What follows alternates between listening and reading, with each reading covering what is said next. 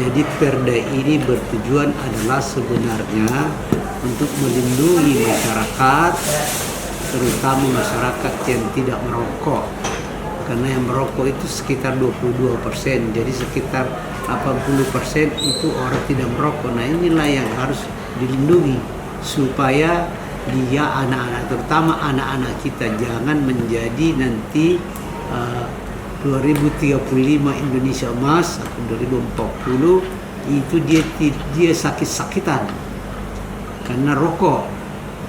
Kenapa? Karena rokok ini bisa menyebabkan penyakitan, dan kalau orang penyakitan ya susah dampaknya terhadap ekonomi, susah cari uang. Kalau susah cari uang ya jadi miskin.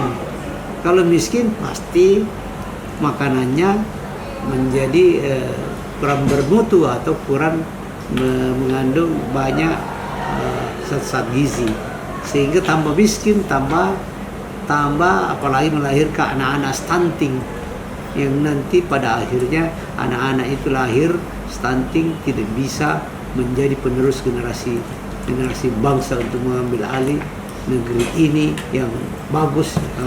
Negeri kita ini adalah negeri dicintai atau diminati oleh seluruh dunia. Kenapa negeri kita kaya, tapi masyarakat kita bisa jadi miskin kalau anak-anak kita merokok? Yang paling penting dilindungi adalah anak-anak kita supaya jangan terracuni oleh rokok, terutama anak-anak di bawah umur.